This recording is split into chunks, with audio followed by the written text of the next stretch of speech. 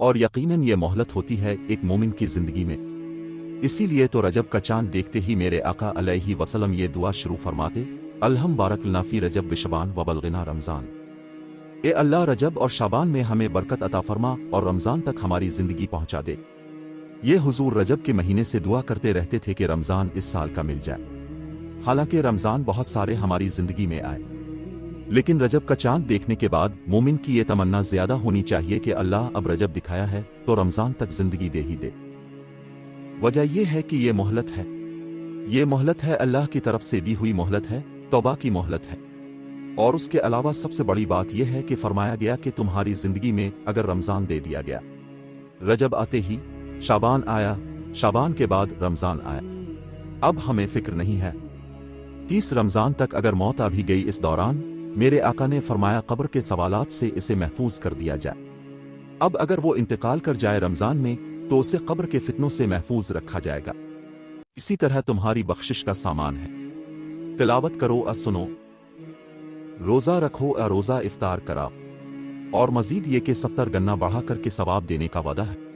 फिर प्लस ये है कि नेकियां करने के लिए तुम्हें कोई भी अड़ंगा डालने वाला, अड़चन पैदा करने वाला, रुकावट पैदा करने वाला शैतान नहीं होगा।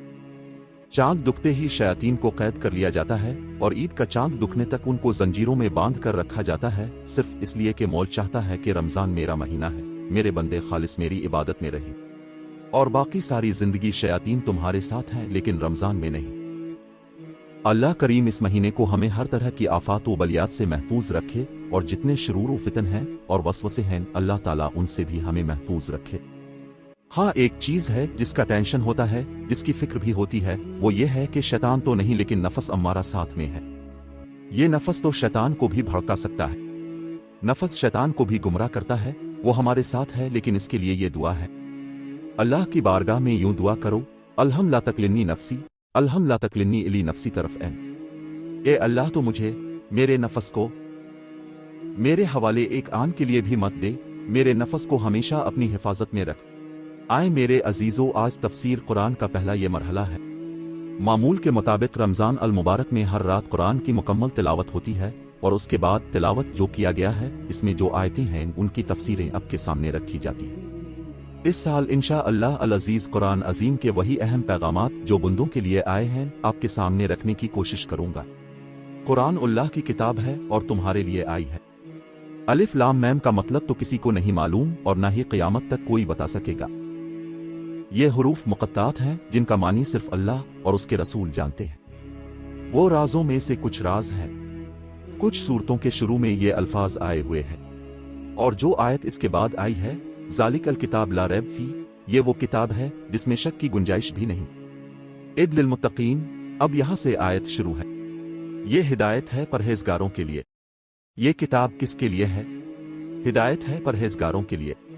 अब सवाल अब भी ये कर सकते हैं, हम तो परहेजगारों में कहां शुमार हमारा? अगर ये किताब सिर्फ परहेजगारों के लिए है तो फिर हमारा क्या है? और क्या कुरान सिर्फ परहेजगारों के लिए, मुत्तकियों के लिए आई है? नहीं। इसकी एक मिसाल ये है मेरे अजीजों, बारिश जब आसमान से बरसती है, जमीन पर झमाझम बारिश बरसती है, और बारिश के बरसने के बाद इसका असर क्या होता है वो आपको पता है। सब्जे उग आते हैं, जमीन से बारिश के दूसरे ही दिन कोंपल खुल जाते हैं, पौधे उग आते हैं, घास निकल आती है। लेकिन मैं आपसे एक बात पूछता हूं, जब बारिश बरसती है तो डामर वाले, सीमेंट वाले रोड पे भी बरसती है, कच्चे मैदान पे भी बरसती है, खेतियों में भी बरसती है। तो जमीन सारी बारिश एक ही तरह बरस रही है, लेकिन इस डामर के रोड पर एक भी घास नहीं उगता, न ही एक पौधा निकलता है 10 साल भी बारिश बरसे। लेकिन कच्ची मिट्टी वाली जमीन पर एक दिन भी बारिश हो जाए तो दूसरे दिन पौधे निकल आते हैं। बारिश का कसूर है या जमीन का कसूर है? बारिश का कोई कसूर नहीं। बारिश वही है जो सीमेंट पर भी बरस रही है और कच्ची मिट्टी पर भी बरस रही है। एक ही बारिश है, लेकिन जमीन जिसने जैसा जज्ब करना है, इसी तरह कुरान ये बारिश रहमत है, हर एक के सीने पर यह बरस रही है। जिसका सीना जैसा होगा वैसा वो कबूल करेगा। जिसकी मिट्टी नर्म हो, जिसके दिल की जमीन नर्म हो, फौरन उसके अंदर हिदायत के आसार नजर आते हैं। अब मैं आपको बता रहा हूं, जिब्राइल अमीन अलैहि अस्सलाम आए और क्या कहा, इकरा, पढ़ो। हुजूर ने क्या फरमाया? मैं नहीं पढ़ने वाला। ये नहीं कि मुझे पढ़ना नहीं आता। दूसरी बात, हज़रत जिब्राइल अमीन ने यह जवाब सुनकर किया हुजूर पाक सल्लल्लाहु अलैहि वसल्लम को सीने से सीना लगाया और इतना तेज दबोच दिया। हुजूर फरमाते हैं, मुझे ऐसा लगता था मेरी हड्डियां पसलियां टूट जाएंगी। बहुत तेजी से उन्होंने मुआनका किया, छोड़ दिया और उसके बाद फिर कहा, इकरा, पढ़िए। हुजूर सल्लल्लाहु अलैहि वसल्लम ने फिर वही जवाब दिया, मा अना बकारी, मैं नहीं पढ़ने वाला। फिर दूसरी बार जिब्राइल अमीन ने वैसे ही गिले लगाए, फिर छोड़ दिया, फिर कहा, इकरा, पढ़िए। हुजूर ने फिर वही जवाब दिया, मा अना बकारी, मैं नहीं पढ़ने वाला, 3 बार। तीसरी बार फिर उन्होंने गिले लगाया बहुत तेजी से, फिर छोड़ दिया। अब की बार यूं कहा, इकरा बासिम रिबुक अल्लाजी खुल, पढ़िए इस रब के नाम से जिसने पैदा किया है। हुजूर पाक सल्लल्लाहु अलैहि वसल्लम ने पढ़ना शुरू फरमाया। ये पैगाम दिया कि अगर सिर्फ इकरा हो तो तालीम नहीं है, सिर्फ इकरा हो, इकरा का मतलब पढ़ो, ये तालीम नहीं है। लेकिन जब कहा जाए रब के नाम से पढ़ो तो यही असल इल्म है। अभी आज हमने एक आयत पढ़ी है, याद करो ए महबूब, जब तुम्हारे रब ने फरिश्तों से कहा कि मैं एक अपना जमीन में खलीफा बनाने वाला हूं। आदम अलैहि अस्सलाम की पैदाइश से पहले की बात है ये। अल्लाह ने फरिश्तों से क्या फरमाया कि मैं जमीन में अपना एक खलीफा बनाने वाला हूं। ये फरिश्तों से अल्लाह फरमा रहा है। ये वाकया बड़ा तवील है, मैं इसको फिर कभी सुनाऊंगा, आदम अलैहि अस्सलाम की विलादत कैसे हुई। लेकिन जुमला जो कहा जाता है वो इस जमाने में भी मौजूद रहा हो। जब अभी आदम अलैहि अस्सलाम को पैदा नहीं किया गया, मिट्टी और पानी में गूंथे जा रहे थे, उस वक्त भी मेरे आका नबी थे। तो बहरहाल जिब्राइल अमीन अलैहि अस्सलाम ने 3 मरतबा सीने से सीना लगाया। चौथी मरतबा जब कहा, इकरा बासिम रिबुक अल्लाजी खुल्क, तो मेरे आका ने पढ़ा। आयतें कहां तक आए? इल्म अल इंसान मालिम अल्लुम, 5 आयतें लेकर जिब्राइल अमीन आए थे। 5 आयतें। मेरे अजीजों, कुरान की ये आयतें मामूली नहीं हैं।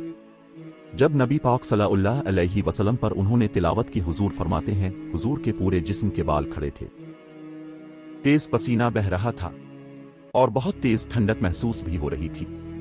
ठंडक भी लग रही है और पसीना भी तेज आ रहा है।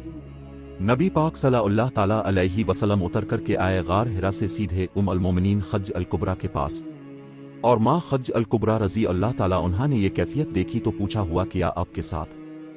हुजूर ने फरमाया, जमलोनी जमलोनी, मुझे जल्दी चादर उड़ा दो, कंबल उड़ा दो, इसलिए कि वही के उतरने का जो असर था वो बहुत सख्त था।